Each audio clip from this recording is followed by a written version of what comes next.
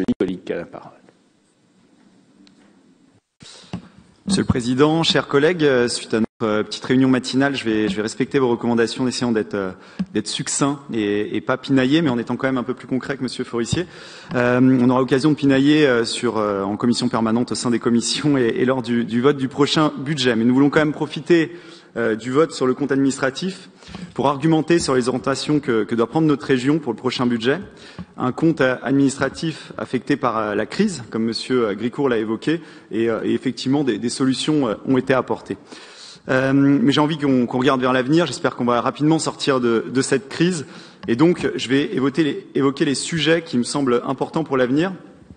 Je laisserai la parole tout à l'heure à Mathilde Paris sur un autre vote pour évoquer le tourisme et le manque de projets structurants, à Thibault de la Tocquenay sur le développement économique et à Michel Chassier sur les finances. Mais le sujet que j'ai envie d'évoquer, parce que notre territoire et la France et globalement le monde va faire face à des grandes mutations jamais vues auparavant sur l'identité commune française, sur le transport, le travail, notre vie en quotidien, notamment en raison de l'intelligence artificielle, de la robotisation. J'ai pu l'aborder durant les différents débats lors de cette campagne. Eh bien, ces grands changements vont avoir besoin d'une énergie très importante. Donc notre capacité à produire de l'énergie en quantité suffisante, c'est le premier sujet que je souhaite aborder. Je pense évidemment que votre ambition de travaux de rénovation énergétique pour les habitants de notre région par des prêts et des diagnostics, comme j'ai pu le lire, ça va évidemment dans le bon sens, mais j'espère qu'il n'y aura pas de caractère obligatoire sur évidemment ces changements. C'est un premier axe important de réduire la consommation des habitants et je suggère d'ailleurs d'aider les collectivités à réduire aussi leur consommation, par exemple en subventionnant des lampadaires LED beaucoup plus économiques. L'autre mission, ça va être de produire cette énergie, je le disais, et là je suis inquiet. Je suis inquiet en lisant entre les lignes de voir que votre majorité va soutenir des énergies coûteuses qui ne produisent pas suffisamment. Je rappelle qu'une éolienne terrestre dans notre pays ne fonctionne en moyenne qu'à 25% de sa capacité. Le plus souvent, elle se trouve à l'arrêt et tourne au ralenti. En descendant de ma commune tout au nord, à Saint-Rémy-sur-Avre, j'ai l'occasion de voir ces éoliennes dans la Beauce qui souvent ne fonctionnent pas. Et je rappelle que pour aller vers l'éolienne, vers de l'énergie éolienne, on aura besoin de gaz. Actuellement, c'est ce qui est fait pour compenser. Or, le gaz pollue énormément, dégage du gaz carbonique et n'est pas renouvelable. Et à côté, vous avez une énergie française, vous avez le nucléaire qui est un des avantages qui nous reste. Et ce nucléaire progresse sur le recyclage des déchets, sur les neutrons rapides, demain sur la fusion qui pourrait me permettre des capacités de production incroyables. Je ne sais pas si vous avez déjà visité ITER, on devrait tous y aller. Au-delà du fait que c'est une énergie française positive pour notre souveraineté, contrairement au gaz, c'est l'énergie la plus constante, la moins chère et la moins polluante et la plus à même de faire face aux enjeux de demain.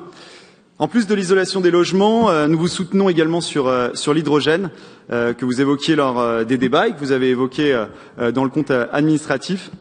Mais attention, le dit hydrogène est un vecteur énergétique et pas une énergie en tant que telle. Faut faire de la pédagogie là-dessus, même vous aviez d'ailleurs confondu lors d'un débat et M. Fournier avait rectifié à juste titre, je me souviens, je ne sais pas s'il s'en rappelle. Aujourd'hui, pour produire du dihydrogène, on a besoin d'eau, bien sûr, mais aussi d'hydrocarbures comme le pétrole et le gaz, qui émettent des gaz à effet de serre. Et là aussi, le nucléaire est la seule solution alternative non polluante en complément de l'eau. Il n'y a aucune posture idéologique, juste du bon sens qu'on devrait partager sur un sujet où on a les mêmes objectifs. Alors je sais que certains verts peuvent être décroissants, je crois que ce n'est pas votre cas ici, et souvent j'ai écouté et je trouve qu'il y avait une vraie volonté de produire une énergie propre, réelle, mais je pense vraiment que c'est le principal axe et qu'on devrait être d'accord sur ce sujet. D'ailleurs, même certains verts, certains écologistes changent d'avis sur ce sujet. J'espère que vous nous rejoindrez également. Autre chapitre qui m'a marqué, c'est ce que vous appelez la coopération décentralisée. Mais au regard des différences entre les recettes et les dépenses, ça s'apparente en réalité à l'envoi d'aides qui ne bénéficient en rien à notre région et à ses habitants. Plutôt que d'essayer de développer le tourisme équestre à Fès, développons-le ici. C'est notre rôle de penser à l'intérêt local des habitants. Je l'avais dit lors d'un débat national, ces aides s'apparentent pour moi à une forme de néocolonialisme, comme les missionnaires de la 3e REP, à laquelle je suis très attaché d'ailleurs, les missionnaires de la 3e REP qui voulaient partager des valeurs universalistes républicaines voulaient aider pour moi, un complexe de suprémacisme inconscient. Arrêtez de penser que les autres pays et les autres peuples nous sont inférieurs.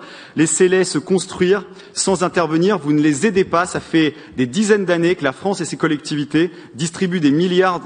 Mais pour quel résultat?